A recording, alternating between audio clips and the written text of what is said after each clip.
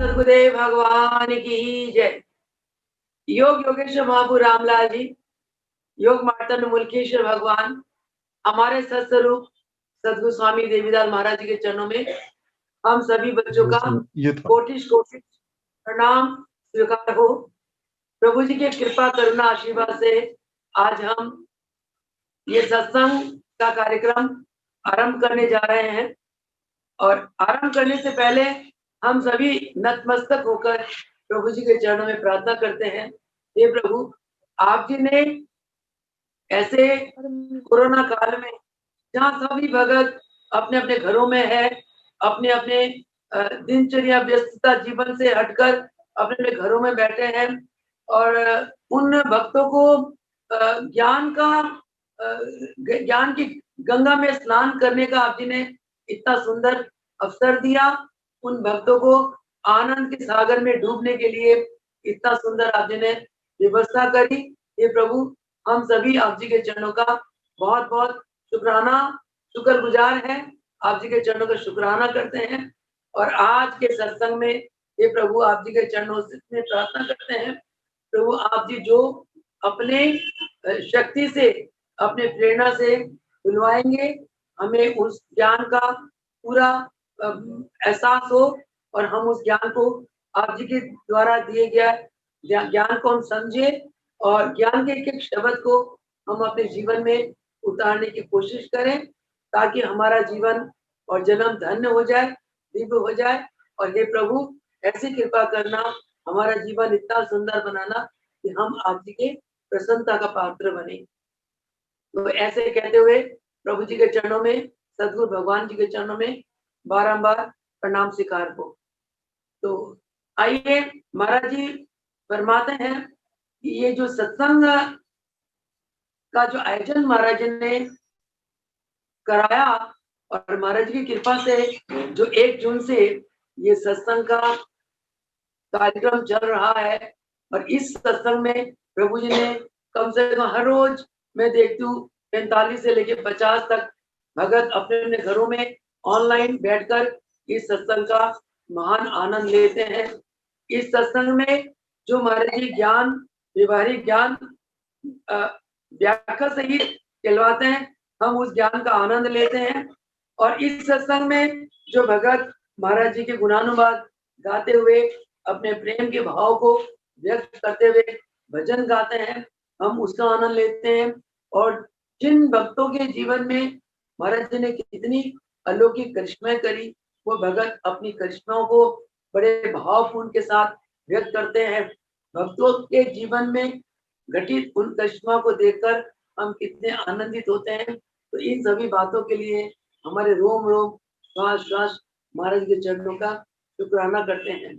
आइए, सत्संग की महानता के बारे में महाराज जी ने बहुत एक महत्वपूर्ण बात कही कि जब भगत के ऊपर भगवान की कृपा हो जाए तभी सत्संग की प्राप्ति होती है।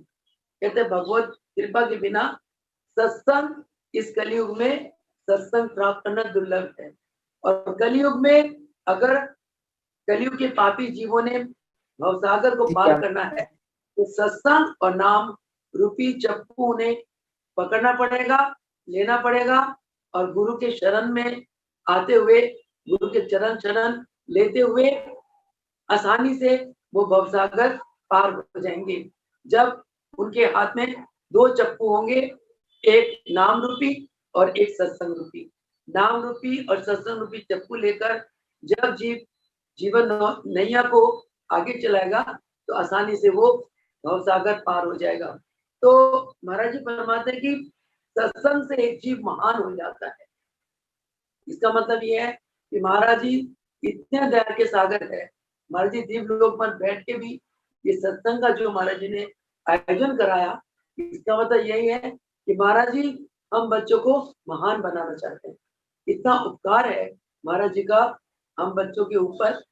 आज का जो व्यवहारिक ज्ञान है, आज का व्यवहारिक ज्ञान सत्संग के ऊपर ही है।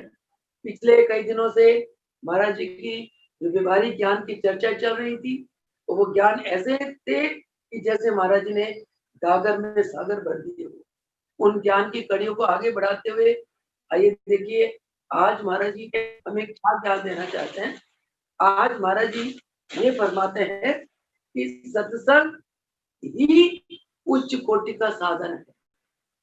आज का ज्ञान है महाराज जी का कि सत्संग ही उच्च कोटि का साधन है जिसमें कोई खर्च नहीं। और दुनिया में कोई भी साधन अपनाओ, आप ज्ञान प्राप्त करने के लिए पढ़ाई करने जाओ खर्चे होते हैं, कोई बिजनेस करने जाओ खर्चा होता है, ब्याह में जाओ, शादी में जाओ, भ्रमण में जाओ, तीर्थ स्थानों में जाओ, हर जगह पैसे खर्च होते हैं। परंतु महाराज जी ने ये कितनी महान बात करी है कि सत्संग ही एक उच्च कोटि का साधन है जिसमें कोई खर्च नहीं, जिसमें कोई खर्च नहीं है। सत्संग ऐसा उच्च कोटि का साधन है। तो महाराज जी ने सत्संग को ही उच्च कोटि का साधन क्यों कहा, आज उसके ऊपर विस्तार से महाराज जी कुछ अनमोल ज्ञान हमें देना चाहते हैं। सबसे पहले महाराज जी फरमाते हैं कि हम पहले ये जाने कि सत्संग क्या है।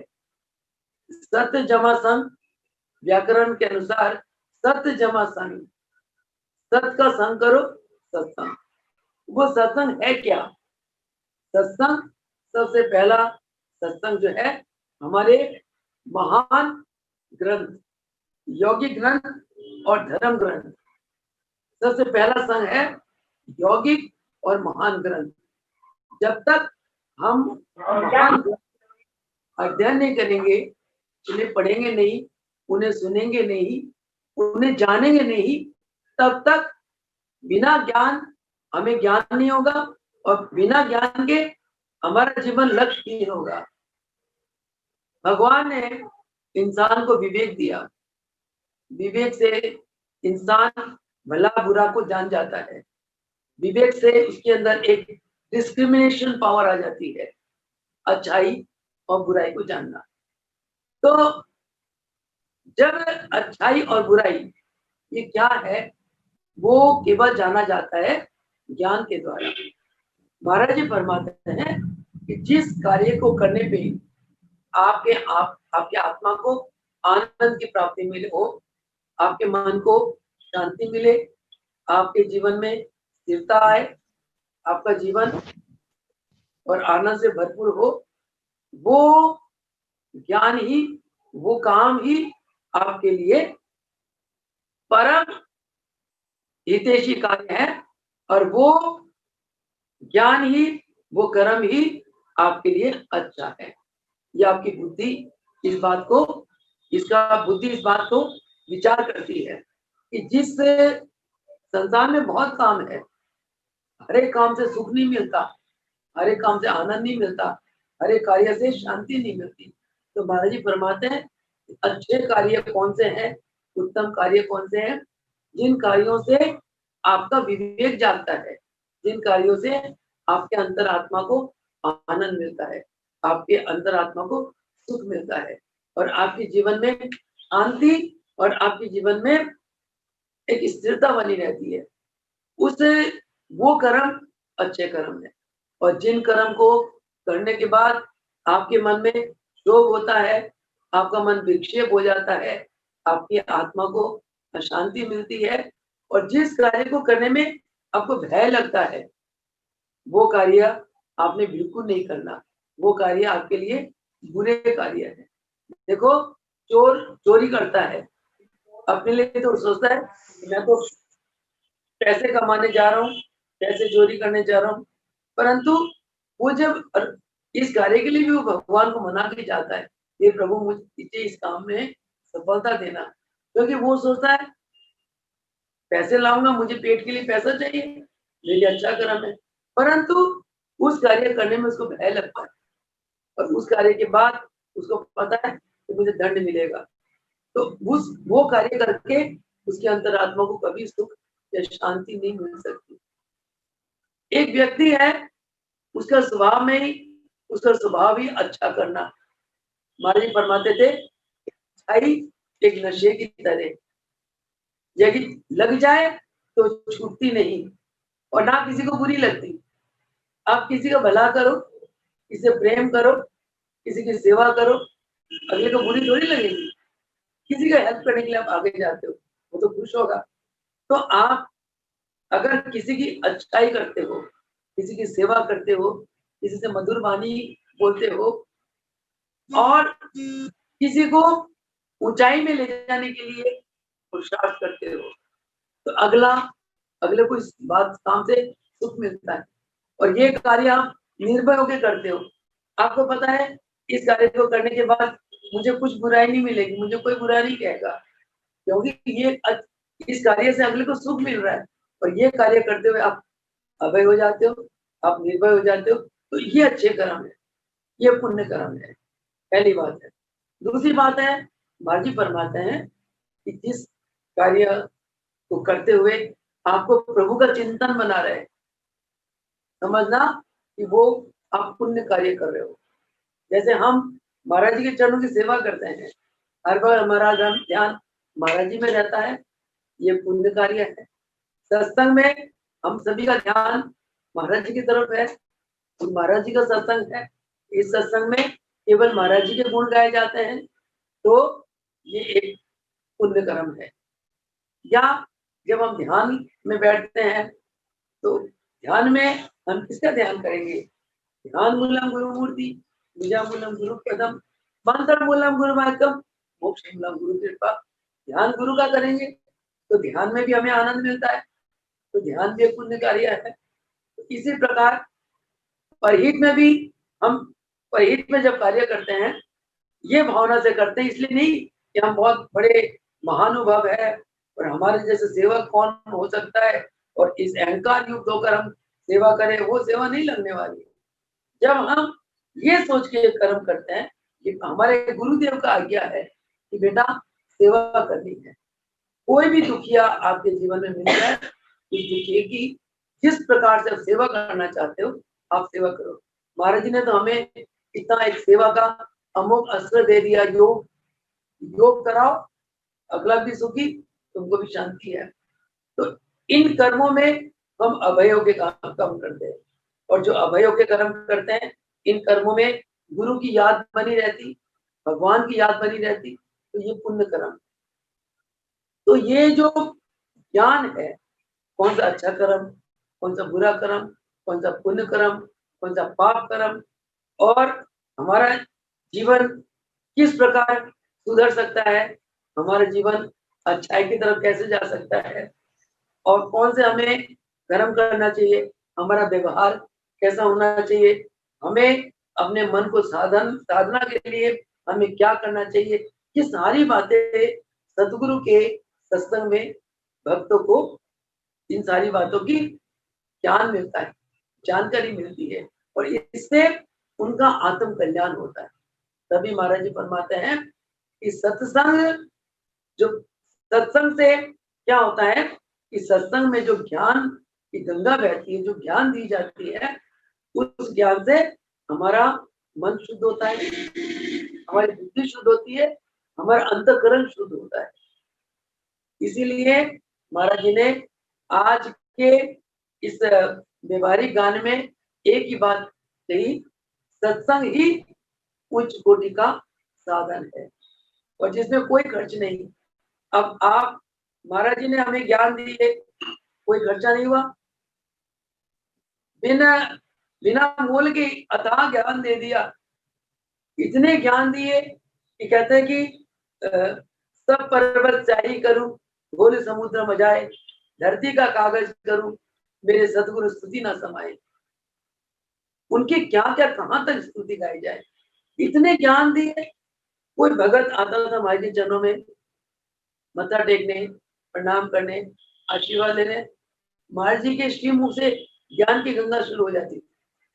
महाराज जी ने जो इस बच्ची से 2-3 ज्ञान की तीन चार जो ज्ञान की पुस्तकें लिखवाई, वो सारा ज्ञान महाराज जी का ज्ञान है। महाराज जैसे कोई भगत आया और महाराज जी की ज्ञान की गंगा शुरू हो जाती थी, और हम लोग रिकॉर्ड कर लेते थे। उन रिकॉर्ड को संग्रह कर करके महाराज जी की प्रेरणा से वो लिपिबद्ध हो गई और पुस्तक के रूप में छप गई। इसके अलावा भी अथाह महाराज ने कितने ज्ञान दिए, बिना कुछ लिए दिए, और हम लोगों से कहलाते हैं। तो ये एक आनंद आता है, एक अच्छाई। तभी महाराज जी का फरमान हमेशा याद रखना, अच्छाई एक नशे की तरह है। अब आप लोग जो सत्संग में आकर बैठे हो, क्यों बैठे हो?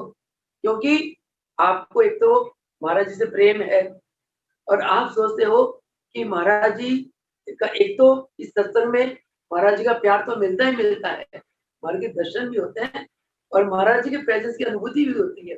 इसके अलावा आपके अंदर ये जरूर भावना आती होगी, इस सत्संग में जो भी आप महाराज जी का ज्ञान सुनते हो, जो भी महाराज जी की महिमा सुनते हो, आपका जरूर मन करेगा कि कोई भी आपका सगा संबंधी हो जो महाराज जी को नहीं जानता हो, जो महाराज जी की शक्तियों से अपरिचित हो, आपका दिल करेगा मैं इस व्यक्ति को, अगर वो आस्तिक है तो इस व्यक्ति को मैं महाराज जी की महिमा सुनाऊं, महाराज जी के गुणानुवाद गाऊं, महाराज की शक्तियों के बारे में, इसको शक्तियों का परिचय जो इसका आप कैसा करेगा ना।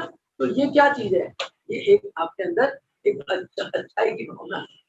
जो गुरु का दीवाना होता है, जो गुरु का भगत होता है, वो हमेशा हर एक के प्रति अच्छाई की भावना रखता है। तो ये सारी बातें जो है सत्संग से मिलती है। तो मैं आपको वो बताने जा रही थी कि सत्संग क्या है। एक तो सत्संग क्या है, सत्य का संग, सत्य क्या है? धार्मिक ग्रंथ, जो महापुरुषों से लिखित ग्रंथ है, उनका जो आप स्टडी करते हो, उनका जो अध्ययन करते हो, और उन पुस्तकों में, धार्मिक पुस्तकों में जो शब्द लिखे हुए हैं, उन शब्दों का आप मनन करते हो, स्वाध्याय करते हो, यानी कि अपने आप उन शब्दों का मनन करते हो, अपने आप में अध्ययन करते हो, ये भी सत्संग है। दूसरा क्या है? एक तो सत्संग ये हुआ धार्मिक ग्रंथों का सत्संग, दूसरा है गुरु के चरणों में आकर, उनके चरणों से बैठकर, उनके चरणों का सत्संग, जो गुरु ज्ञान दे और शिष्य सुन रहा है।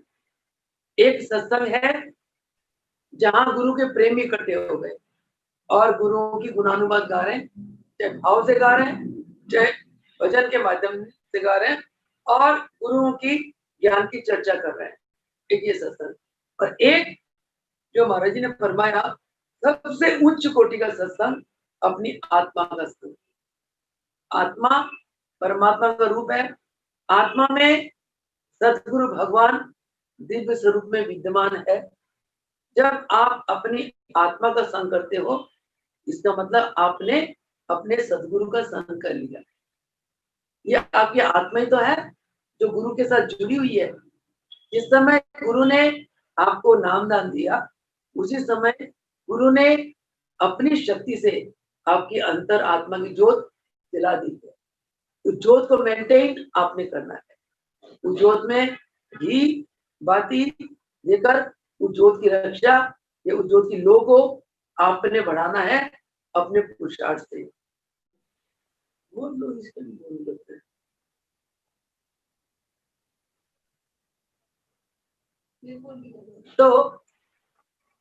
तो ये संग हुआ कि आत्मा के साथ संग, और आत्मा में ही परमात्मा का वास है।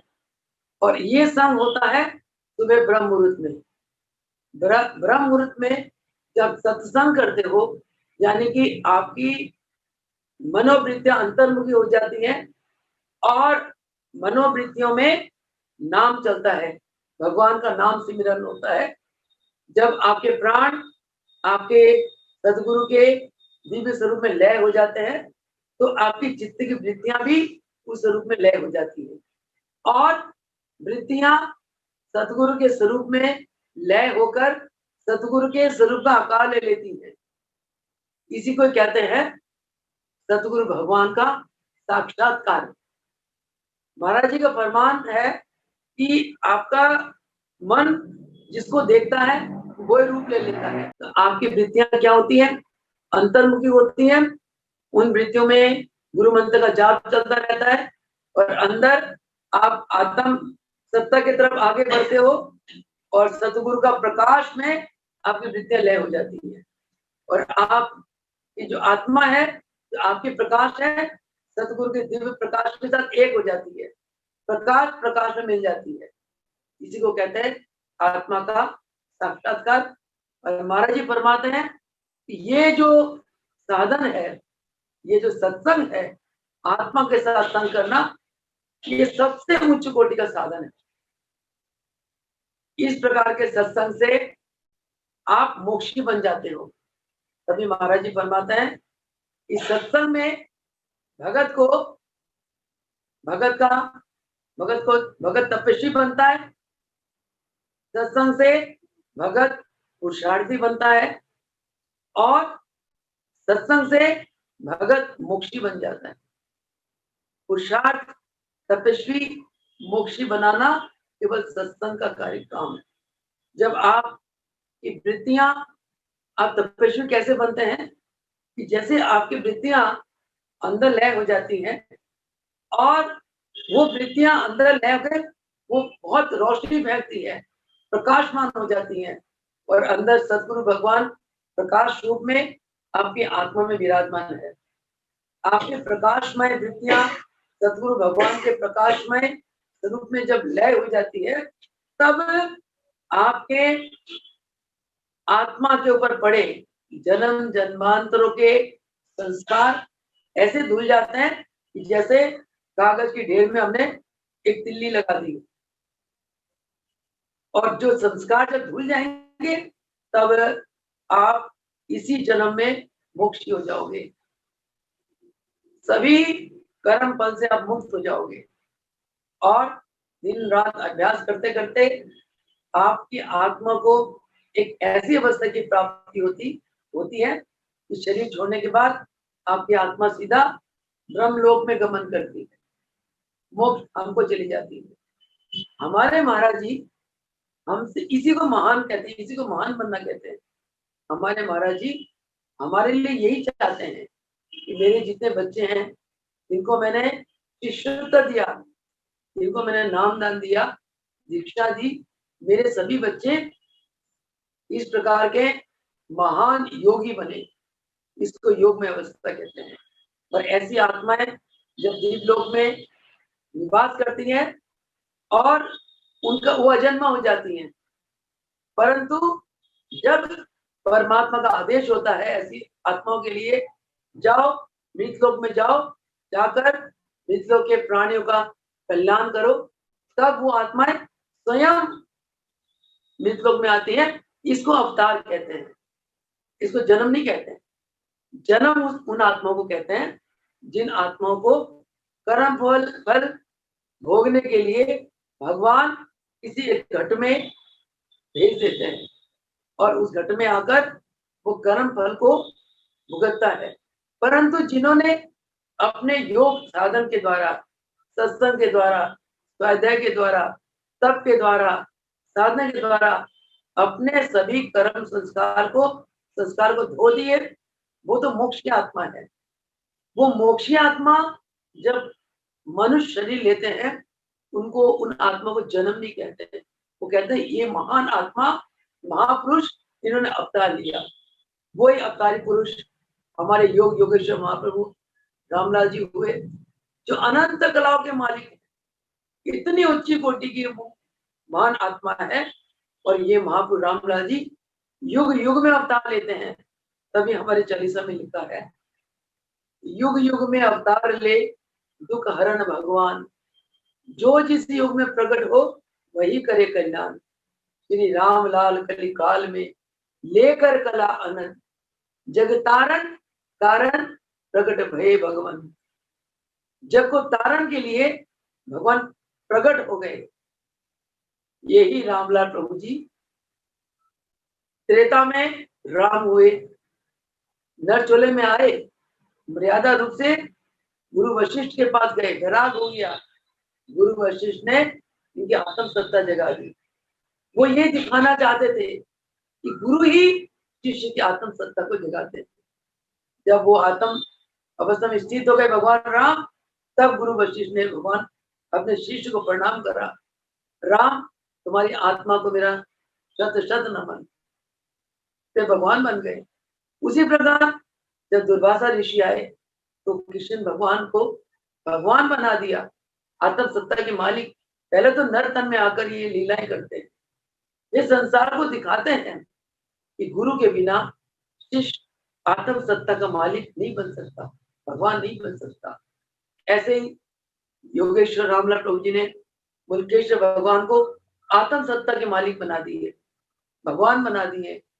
आज हम राम मूलक भगवान कहते हैं। सेम मुल्केश्वर भगवान ने देवीदयाल महाराज जी को भगवान बना दिया। तभी हम कहते हैं राम मूलक दयाल पर ब्रह्मणे नमः। ओम नमो प्रभु राम मूलक दयाल जी पर ब्रह्मणे नमः। हे राम मूलक दयाल भगवान, आप ब्रह्म के परे हैं, पार ब्रह्म। ब्रह्मा भी आपके पार नहीं पा सकता। महाराज जी फरमाते हैं ब्रह्मा की भी आयु है, विष्णु की भी आयु है, शंकर की भी आयु है, देवी देवता की आयु है, परंतु महापुरुष सदगुरु भगवान की कोई आयु नहीं है। यह अजन्मा है। जिस प्रकार महाअवतार बाबा अजन्मा है, महापुरुष रामलाल जी अजन्मा है। वो ईश्वरीय शक्ति जो द्वापर में किशन बन के आई, सुदर्शन चक्र को चलाया पापियों के संहार के लिए, त्रेता में धनुष लिया पापियों के संहार के लिए, वही परम परमेश्वर की शक्ति योगी बन के आए कलयुग में, और कलयुग के पापी जीवों को पुण्यात्मा बनाने के लिए योगी बनाने। गृहस्थियों के योगी पुराने जमाने में योग विद्या को प्राप्त करने के लिए लोग घर संसार छोड़कर जंगलों में जाया करते थे, परंतु आज प्रभु जी ने घर घर में योग बहा दिया। आज तक इतिहास में नहीं है कि कोई गुरु शक्ति आकाश मार्ग से उड़ के गई होगी, कोई गुरु शक्ति एक समय में कोई शरीर धारण कर लिया हो। कोई गुरु शक्ति ऐसी है जो कोई भी व्यक्ति आ रहा है कि घर में कोई अशांत वातावरण फैल गया या कोई सांप ने बिच्छू ने काट लिया हो, भगत आता है प्रार्थना लेकर, उसको एक थपेड़ा मारते हैं और वहां सांप का बीज जड़ जाता है। आज तक कोई गुरु शक्ति ऐसी नहीं है। अंधों को आंखें दे दी, गूंगे बोलने लग गए, बहरे सुनने लग गए, लंगड़े चलने लग गए। कहते मुखम करोति वाचालम पंगु लंघयति गिरम यत् कृपाति हम बंदे परमानंद श्रीमाधवम। मूक बोलते हैं, बहरे सुनते, लंगड़े चलते हैं। ये केवल परम परमेश्वर ही ऐसा कर सकते हैं। ये हमारे दरबार में होता है। मोक्ष का दान केवल और केवल इस राम मूलक दयाल भगवान के दरबार में दिया जाता है। इसीलिए गुरु के चरणों में आकर सत्संग से जीव को कितना लाभ मिलता है, जीव का जीवन दिव्य बन जाता है। तो महाराज जी फरमाते थे कि सत्संग ही एक उच्च कोटि का साधन है, इसमें कोई खर्च नहीं होता। गुरु ने बिना कुछ हमसे लिए सब कुछ दे दिया, हमारे झोलियों में अनमोल खजाना बांट दिया। जन्म जन्मांतर तक ये खजाना खत्म नहीं होने वाला, ये खजाना बांटते चले, अंत नहीं होने वाला है। ज्ञान का खजाना गुरु ने शिष्य को दे दिया, वो शिष्य बांटता चला जा रहा है। महाअवतार बाबा ने रामलाल प्रभु जी को दिया, अंत तक बांटा उन्होंने। रामलाल प्रभु जी ने मुल्केश्वर भगवान को दिया, खूब बांटा उन्होंने ये खजाना। मुल्केश्वर भगवान ने देवीदास भगवान को दिया, उन्होंने खूब बांटा अनमोल खजाना। आज हम उनके इस अनमोल विद्या से आज हम धनी हो रहे हैं।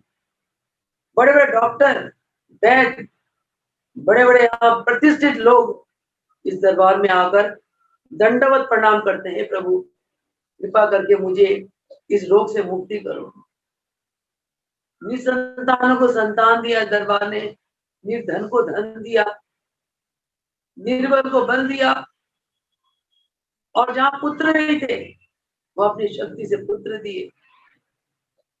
जिसने जो मांगा, जिसने ध्यान समाधि मांगा, उनको एक आशीर्वाद से ध्यान समाधि दे दी। रामरती जैसी एक उल्टा नारी को देवी बना दिया। हरिहरानंद को अखंड समाधि का दान दे दिया। आज भी कहते हैं वो कंदराव में अखंड समाधिस्थ है। ऐसे दान, जिन्होंने इतना दान दिया, वो किस शक्ति के मालिक हो गए, हम और आप इसका अंदाजा नहीं लगा सकते। तो कहने का भाव ये है कि सत्संग ही एक उच्च कोटि का साधन है। सत्संग, धार्मिक ग्रंथों का संग सत्संग है, सदगुरु के चरणों का संग सत्संग है, भगवान के प्रेमियों का संग सत्संग है, और अपनी आत्मा का संग सत्संग है। तो आप देखिए, धार्मिक ग्रंथों से आपको क्या मिलता है? धार्मिक ग्रंथों से हमें उच्च कोटि का ज्ञान मिलता है, अनमोल खजाने मिलते हैं। ग्रंथ पढ़ते हैं या जो चीज देखते हैं, तो देखना, सुनना और बोलने का प्रभाव हमारे मन पे पड़ता है। जब हम धार्मिक ग्रंथ पढ़ते हैं, ग्रंथों में जो अनमोल बातें लिखी हुई हैं, उसका प्रभाव हमारे अंदर पड़ता है।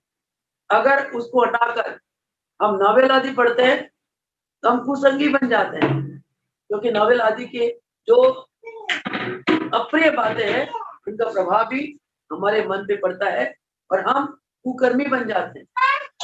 तो धार्मिक ग्रंथ जब पढ़ते हैं, उनका पूरा प्रभाव, उनके जो अंदर अनमोल बातें हैं, उनका प्रभाव हमारे मन पे पड़ता है, और हमारा मन कहता है हमें ऐसा ही करना चाहिए। परंतु धार्मिक ग्रंथों को की जो बातें है, जो ज्ञान है, महाराज जी फरमाते हैं, उनका क्रियात्मक रूप देना बहुत जरूरी है। प्रैक्टिकल, क्रियात्मक प्रैक्टिकल रूप देना, यानी कि उन ज्ञान को अपने जीवन में प्रैक्टिकली उतारना बहुत जरूरी है। अब धर्म के ज्ञान तो किताबों में बंधे थे, ताले लगे हुए थे, चाबी किसी के पास दी नहीं। इन ज्ञान की चाबी को कौन खोले? इस समय महाप्रभु रामलाल जी अवतार लेते हैं, और हमारे धर्म के ग्रंथों में जो योग जैसा गुण ज्ञान था, उसकी चाबी महाप्रभु रामलाल ने खोली, और चाबी खोलकर योग के अनमोल खजाने निकालकर और हमारे बीच में लुटा दिए। उन ज्ञान को प्रभु जी ने क्रियात्मक रूप दिया, और क्रियात्मक रूप देकर हमें क्रियात्मक योग का ज्ञान दिया। जब तक कोई चीज की क्रियात्मक ना रूप दी जाए, तब तक उसका पूर्ण असर हमारे आत्मा में, हमारे मन में, हमारे चित्त में नहीं पड़ता। तो ये जो ग्रंथों में जो ज्ञान था, जो ज्ञान हम केवल पढ़ते थे और सुनते थे, परंतु इसका क्रियात्मक रूप हमें नहीं मिला। उन ज्ञान का पूर्ण लाभ हम नहीं उठा सके। धन है ऐसे महाप्रभु रामलाल जी, योगेश्वर मुल्केश्वर भगवान और योगेश्वर देवीदास भगवान, जिन्होंने ग्रंथों के अंदर के ज्ञान को, ज्ञान की चाबी को खोलकर और उन ज्ञान को निकालकर हमें उन ज्ञान का क्रियात्मक ढंग से हमें अनुभूत कराया। तभी महाराज जी फरमाते हैं, योग क्या है? योग एक क्रियात्मक विज्ञान है। योग कोई बोलने, सुनने, देखने वाली चीज नहीं है। योग एक प्रैक्टिकली करने वाली चीज है। Yoga is a practical science, एक क्रियात्मक विज्ञान है। वो ऐसा विज्ञान है, कर्म करो और फल ले लो, do and get the result. यहाँ ज्यादा कथा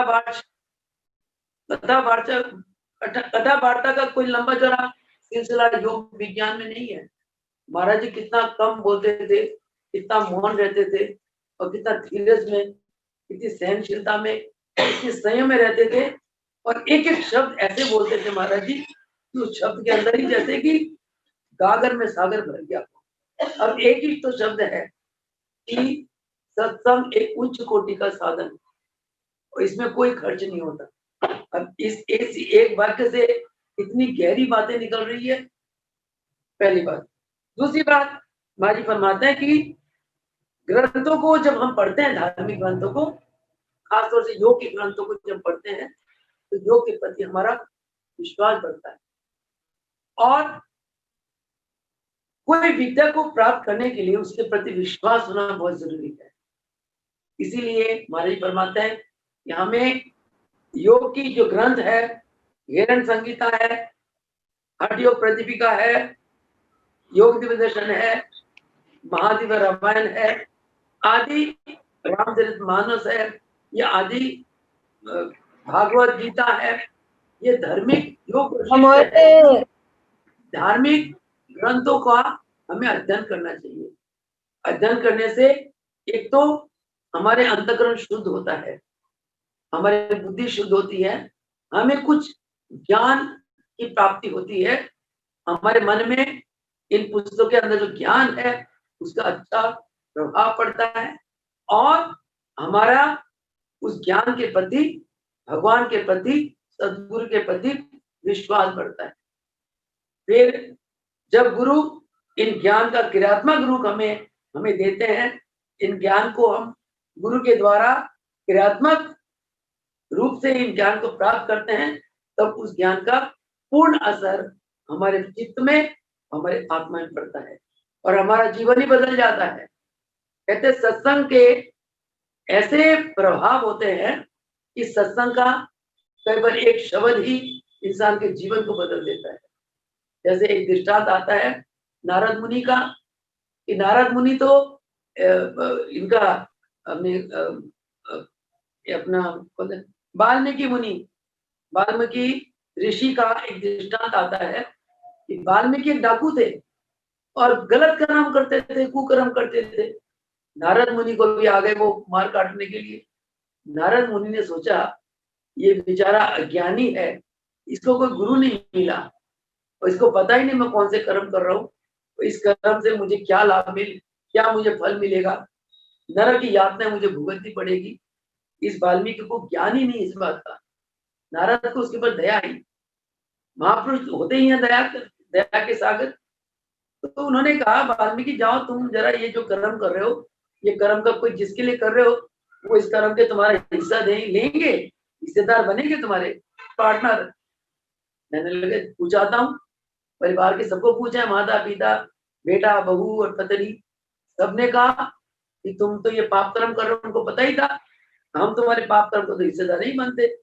एकदम वाल्मीकि को विराग हो गया और नारद मुनि ने के पास रोते हुए आए कि प्रभु मैं जो इतने समय से, इतने वर्षों से जो पाप कर्म कर रहा हूँ, जिनके लिए कर रहा हूँ वो मेरे इस पाप कर्म के हिस्सेदार नहीं बनना चाहते। वो कहते हम नहीं बनते। कहते देख ले यही बात है ना, महाराज जी मुझे सन 72 में जब नामदान लिया उसके बाद एक वाक्य लिखाया था, बहुत महान वाक्य था वो कि मुनि ये 2 शब्द लिख, सुर नर मुनि जन किए रीति स्वार्थ लाभ करे सब प्रीति। सुर देवता, नर, मुनि, जन, सबकी ये रीति स्वार्थ लाभ करे सब प्रीति। तो मैं कहा महाराज जी फिर निस्वार्थ प्रीति कौन करता है? तो मुनि तेरे को पता नहीं, कहते निस्वार्थ प्रीति एक गुरु करते हैं। गुरु ही होते हैं जो शिष्य को अपना रूप बना देते हैं, गुरु ही होते हैं जो शिष्य को अपना पद दे देते हैं। संसार में कोई शक्ति, कोई पावर किसी को अपना रूप नहीं देती। आप देखिए हमारे मिशन में रामलाल प्रभु जी ने मुल्केश्वर भगवान को अपना रूप बना दिया, अपनी गद्दी दे दी। मुल्केश्वर भगवान ने देवीदास प्रभु जी को अपना रूप दे दिया, अपनी गद्दी दे दी। परंतु आप सूरज भगवान की कितनी पूजा करते चलो और सूरज को बोलोगे ये सूरज देवता मुझे भी सूरज बना दो, मुझे भी अपनी गद्दी दे दो, कभी नहीं देंगे। चांद को बोलो, अग्नि को बोलो, वरुण को बोलो, किसी को भी बोलो, इंद्र को बोलो, अपनी अगर गद्दी को दे दे तो। हमारे गुरुदेव गुरु शक्ति एक ऐसी शक्ति है जो स्वयं जो कार्य करते हैं अपने शिष्य के द्वारा भी वही कार्य करवाते हैं, शिष्य के अंदर बैठ के वही कार्य करते हैं, इसलिए गुरु महान होते हैं। तो इसीलिए कि गुरु देव की जो लिखी हुई ये पुस्तकें है, जैसे गुरुदेव की चालीसा है, गुरु गीता का पाठ है, ये पुस्तकों का अध्ययन महान कल्याणकारी। इनका प्रभाव हमारे जीवन में, हमारी आत्मा में, हमारे मन में अथाह पड़ता है और गुरुदेव दया के सागर इन ज्ञान को क्रियात्मक रूप दे देते हैं। और महाराज जी इसलिए फरमाते हैं कि ये जो हम गुरुदेव के चरणों का जो संग करते हैं, वो संग महान कल्याणकर तो है ही है कि गुरुदेव के चरणों में जब हम गुरु पूजा मनाते हैं, उनके जन्मदिन मनाते हैं, ऐसे सत्संग भी बहुत कल्याणकारी है। क्यों? ऐसे सत्संगों में गुरु की महिमा गाई जाती है। हम सभी गुरु के प्रेम में विभोर हो जाते हैं और गुरु की महिमा जहाँ गायन होती है गुरु की महिमा का, और गुरु की जो ईश्वरीय शक्तियों का हम बार बार मनन करते हैं, चिंतन करते हैं, उनका बखान करते हैं। इन सभी बातों का असर हमारे आत्मा में पड़ता है, हमारे मन में पड़ता है और हमारा मन और आत्मा धुल जाता है। तो मैं आपको वो बता रही थी नारद मुनि की बात कि वाल्मीकि ऋषि की बात कि वाल्मीकि आगे नारद के आगे रोया, तो नारद को बड़ी दया आई, बहुत विराग हो गया कि कोई भी मेरा इस कुकर्म के लिए साझीदार नहीं है, आप ही कृपा करो। तो उन्होंने कहा तुम क्या चाहते हो? कहते हैं मुझे गुरु मंत्र दो, मुझे ज्ञान दो, आज से मैं आपको गुरु बनाता हूँ। तो नारद मुनि ने कहा भगवान विष्णु तो भगवान है, चलो तुम भगवान विष्णु का राम का नाम ले लो, राम राम राम बोले जाओ। कहते मैं राम राम कैसे बोल सकता हूँ, सारा सारा जीवन तो मैंने मार काटने में लगा दे, मेरे मुंह से ना राम निकलते नहीं। कहते मरा बोल सकता है? कहते हाँ मरा तो बोल सकता हूँ। मरा करते करते वो समाधि हो गए और उनके ऊपर वाल्मीकि का पूरा मिट्टी का पत्ता बन गया, इतनी वो समाधि हो गए। भगवान विष्णु को बड़ी दया आई, वहां से उनका नाम वाल्मीकि ऋषि हुआ। भगवान विष्णु ने अवतार लिया, उस जो मिट्टी के छत्ते को स्पर्श करा, छत्ते से निकलकर वो वाल्मीकि ऋषि बन के आए, जिन्होंने रामचरितमानस को लिखा और आज चांद सूरज की तरह वो चमक रहे हैं और जन जन के मुंह में वाल्मीकि ऋषि का नाम। तो ये है गुरु का सत्संग का लाभ। उसी प्रकार महाराज जी के चरणों का भी आपको घटना बताई थी कि एक कुकर्मी नास्तिक आदमी था, अपनी औरत को सत्संग में जाने से रोकता था, पिटाई करता था। एक दिन और उसकी औरत, उसकी देवी तब आती थी जब घर में नहीं होता था। एक दिन सत्संग के समय उसने अपने बच्चे को घर में ताला मार के बंद कराई, सत्संग में आ गई। पति आ गया पीछे से अचानक, उसको बड़ा क्रोध आया, एक तो मेरी पत्नी मेरे रोकने के बावजूद भी सत्संग में चली गई और बच्चे को घर बंद कर गई। आग बुबुला होकर आया। उस समय महाराज जी का, हमारे प्राणाचार्य सदगुरु स्वामी देवीदास जी महाराज जी का एक प्रवचन चल रहा था। उसमें महाराज जी कह रहे थे हर एक इंसान को अपना कर्म फल भुगतना पड़ता है। ये सुनकर वो तो रुक गया, सत्संग खत्म हो गया, महाराज जी चरणों में रोने लग गया। बेटा तू क्यों रो रहा है?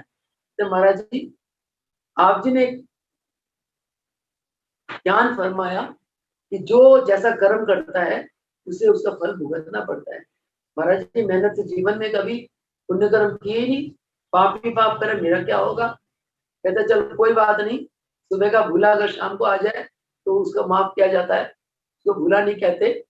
कोई बात नहीं, तुझे ये एहसास हो गया कि तूने पाप कर्म करा, अब तू क्या चाहता है? कहते प्रभु मुझे इस पाप से मुक्ति दो। तो महाराज जी ने उसका नाम दान दिया, भक्ति करने लगा, भगत बन गया। तो सारे गांव वाले उसको भगत जी बुलाने लगा। ये हुआ सत्संग का। सत्संग की महिमा गाते हुए महाराज जी ये फरमाते हैं कि कई बार क्या होता है, सत्संग के कुछ शब्द ऐसे होते हैं, ऐसे दिल को छू जाते हैं कि इंसान का जीवन बदल जाता है, एक पापी पुण्यात्मा बन जाता है। ये सत्संग का लाभ है। और जो हम लोग प्रभु जी के जन्मदिन या गुरु पूजा इनकी जो सत्संग करते हैं, वो सत्संग तो महान कल्याणकारी है और गुरु के चरणों की हम लोग को सेवा भी मिलती है। सेवा से हमारे कर्म करते हैं और ऐसे जन्म उत्सवों में सारे गुरु के प्यारे मिलते हैं और गुरु के प्यारे एक दूसरे से प्रभु जी की जो घटना है वो शेयर करते हैं और एक दूसरे को ऊपर उठाते हैं। जो महाराज जी की आज्ञा है उससे हर एक भगत की जो आत्मा है वो दिव्य बन जाती है, एनलाइटेंड हो जाता है, प्रकाशमान हो जाती है। तो ये हमें प्रभु जियों के जन्मदिन मनाने से और उत्सव मनाने से, गुरु पूजा मनाने से ये हम लोग को लाभ मिलता है।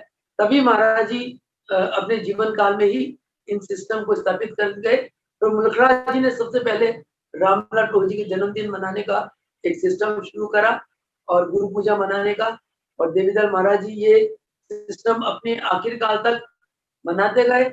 आज भी भगत अभी तक भी सिस्टम मना रहे हैं। इसके अलावा महाराज जी ने भक्तों को साल में एक बार, जो स्थानीय भगत है उनकी आत्मा को प्रकाशित करने के लिए साल में एक बार हर आश्रम में, जितने महाराज जी ने 50-60 आश्रम बनाए, हर आश्रम में महाराज जी वार्षिक योग महायज्ञ, वार्षिक योग महासम्मेलन किया करते थे। वहाँ यही होता था, योग की महिमा गाई जाती थी, अभी भी गाई जाती है। और भगत महाराज जी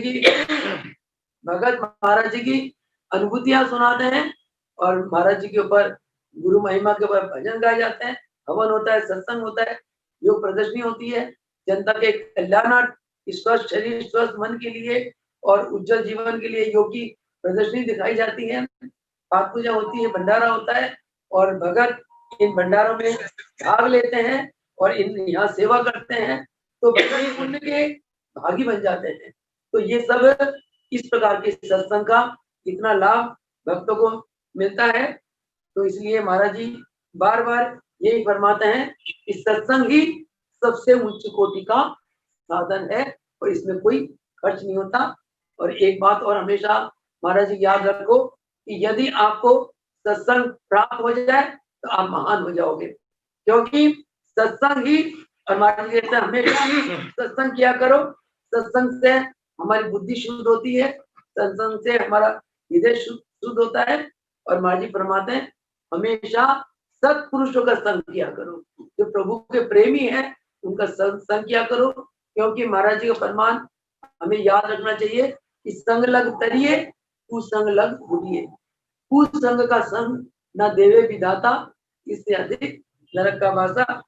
तो इसलिए और महाराज जी फरमाते हैं कि अगर हमें सत्संग की प्राप्ति हो जाए, संतों के, गुरुओं के, महापुरुषों के दर्शन हो जाए और संकीर्तन हमारे अंदर चलने लगे, यानी कि महामंत्र का जाप चलने लगे, या प्रभु के प्रेमी इकट्ठे बैठकर कीर्तन करें, जिसे संकीर्तन कहते हैं, अगर ऐसा हमारे जीवन में मिलता रहे तो आप समझना कि हमारे ऊपर प्रभु की अपार कृपा बरस रही है। कहते ये जो सत्संग की प्राप्ति, सदगुरु और संतों के दर्शन और संकीर्तन की प्राप्ति, ये समझना कि भगवान की ये सभी चीजें भगवान की अपार कृपा, करुणा, आशीर्वाद का प्रतीक है। और महाराज जी फरमाते हैं कि जब एक जीव भगवान की भक्ति करता है तो भगवान उसे संत से मिला देते हैं, और एक परिपूर्ण संत, महापुरुष, सदगुरु, हमारे प्रभु जी की तरह पूर्ण सदगुरु की जब प्राप्ति हो जाती है तो ऐसे महान पूर्ण सदगुरु जीव को ब्रह्म से मिला देते हैं, भगवान से मिला देते हैं। यानी कि भगवत कृपा से जीव को संत, महापुरुष, सदगुरु मिलते हैं और सदगुरु जीव को ब्रह्म के साथ मिला देते हैं। यानी कि जीव के अंदर जो ब्रह्म सत्ता है, जिस सत्ता को भूल कर जीव भटकता है, दुखी होता है, क्लेशित होता है, उस ब्रह्म की सत्ता को कौन? गुरु अपनी योग शक्ति से जगा देते हैं। और ये जो सत्संग में जितना हमें जो ज्ञान मिलता है, जो आनंद मिलता है, ये सभी क्रियात्मक रूप, इनका तभी हम क्रियात्मक रूप दे सकते हैं जब महाराज जी फरमाते हैं योग अभ्यास करें। योग अभ्यास से बढ़कर संसार में और कोई अभ्यास नहीं कि जिसके द्वारा हम अपने ज्ञान को अपने हृदय पटल में उतार सके। जब तक ज्ञान हमारे हृदय में स्थित नहीं होंगे, हमारे बुद्धि में स्थित नहीं होगी, तब तक हमारा जीवन उस ज्ञान के अनुसार नहीं चल सकता। भक्तों को भी वही रंग चढ़ जाता है, यानी कि जैसा उनका रंग होता है तो वही रंग चढ़ जाता है। और सत्संग का रंग कैसा होता है? सत्संग का रंग होता है प्रेममय, सत्संग का रंग होता है आनंदमय, सत्संग का रंग होता है दिव्य। तो ऐसे रंग उन्हीं भक्तों को चढ़ता है जो भगत सत्संग को प्राप्त करते हैं। और महाराज जी फरमाते, बार बार यही फरमाते हैं कि केवल धार्मिक ग्रंथों का पठन पाठन से ही आत्मा का कल्याण नहीं होता। आत्मा का कल्याण होता है केवल और केवल मात्र योग अभ्यास से। इसलिए महाराज जी फरमाते हैं कि जैसे हम कृष्ण जन्माष्टमी मनाते हैं, भगवान कृष्ण की गुणानुवाद गाते हैं और कृष्ण भगवान को याद करते हैं, उनकी लीलाओं को याद करते हैं, उसी प्रकार हम लोग रामनवमी मनाते हैं और रामनवमी में महाप्रभु रामलाल जी की जीवन गाथाओं को याद करते हैं और महाप्रभु रामलाल जी का जो योग है, जो एक हम मृतलों के प्राणियों के लिए उन्होंने एक योग विद्या जैसा एक अनमोल दान दिया, हम उस अनमोल दान को, उस योग को हम याद करते हैं और याद करना भी चाहिए। तो इसीलिए महाप्रभु जी के जन्मदिन को हम लोग मनाते हैं और प्रभु जी फरमाते हैं कि महाप्रभु रामलाल जी की जो पूजा करता है उसका जीवन परहित में हो जाता है, क्योंकि महाप्रभु रामलाल जी इतने महापुरुष हुए। रामलाल प्रभु जी, मुल्केश्वर भगवान, देवीलाल प्रभु जी, इन्होंने परहित में जीवन व्यतीत कर दिया, अपने लिए इन्होंने कोई सुख नहीं चाहा। और इस बात के ऊपर प्रकाश डालते हुए महाराज जी दोहा अक्सर अपने प्रवचन में कहा करते थे, संत कबहु न फल बके नदी ना साँचे नीर, संत कबहु न फल बके नदी ना साँचे नीर, परमारथ के कारण साधुन धरा शरीर। यानी कि फल, जो फलदार पेड़ है वो कभी फल नहीं खाते और नदी कभी पानी नहीं पीती। उसी प्रकार संत जो शरीर में अवतार लेते हैं वो केवल परहित के कारण वो अवतार लेते हैं और परहित का ही कल्याण करते हैं। तो इसलिए महाराज जी, महाप्रभु रामलाल जी, प्रभु मुल्केश्वर भगवान, हमारे देवीदास प्रभु जी ऐसे महापुरुष हुए जिन्होंने अपने भक्तों का कष्ट अपने शरीर पे ऊपर लिया और भक्तों को कष्ट से रहित कर दिया। तो ऐसे अति कल्याणकारी है। और महाराज जी फरमाता है कि हमेशा हमारे जीवन में सत्संग चलते रहना चाहिए, क्योंकि वो लास्ट में वही बात कहते हुए वाणी को विराम दूंगी कि महाराज जी का व्यवहारिक ज्ञान में आज का ज्ञान जो है ना बहुत महान उच्च कोटि का ज्ञान था, कोटि का है जिसमें कोई खर्च नहीं। तो इस प्रकार का महाराज जी की ऐसी ज्ञान को हमें अपने अंतर आत्मा में उतारते हुए हमने हर पल सत्संग में रहना चाहिए। धार्मिक ग्रंथों का संग करो, प्रभु की प्रेमियों का संग करो। यज्ञ है, यज्ञ में जो लोग यज्ञ होते हैं उन यज्ञों का संग करो, और सबसे इम्पोर्टेंट संग है अपनी आत्मा का संग। और आत्मा का प्रति सुबह ब्रह्म 2:30-3 बजे से लेकर 6:30-7 बजे तक ये ब्रह्म मुहूर्त का समय है। अपनी आत्मा का संग करो और आत्मा का कल्याण करो। और महाराज जी फरमाते हैं कि पुरुषार्थ ही जीवन है, और जो पुरुषार्थ होता है भगवान के अंश होते हैं। और अंग्रेजी में कहावत है, God help those who help themselves. और एक भगत यानी कि प्रभु उन्हीं की मदद करते हैं जो मदद खुद करते हैं। तो इसीलिए हमने अगर ऊंचाइयां लेनी है तो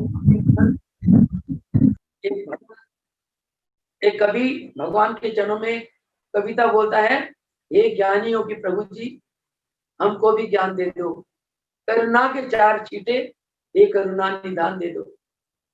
इन बाज अपनी मदद करे हमेशा, अपनी मदद करे हमेशा, इन बाजुओं में ये शक्तिमान शक्ति दे दो। जो अपनी मदद कर सके ऐसी इन बाजुओं में ये शक्तिमान भगवान अब शक्ति दे दो। इस प्रकार पुरुषार्थी जीवन है। ये सभी ज्ञान सत्संग में हमारी बिल्कुल पवित्र होती चली जाती है, दिव्य होती चली जाती है। इसलिए महाराज ने कहा फरमाया कि सत्संग का साधन सबसे उच्च कोटि का साधन है। तो इसलिए ऐसे सत्संग को मैं बार बार नमन करती हूँ। ऐसे सत्संग आयोजन करने वाले मेरे प्राणादार सतगुरु महाराज जी, वो योगेश्वर रामलाल प्रभु, योगेश्वर मुल्केश्वर भगवान के साक्षात स्वरूप है। ऐसे गुरुओं को मेरे रोम रोम, मेरे श्वास श्वास, मेरे अंग अंग इन चरणों में साष्टांग दंडवत प्रणाम करता हुआ आज इस सत्संग को समाप्त करता है। बोले योगेश्वर महाप्रभु रामलाल जी की जय, योगेश्वर मुल्केश्वर भगवान की जय।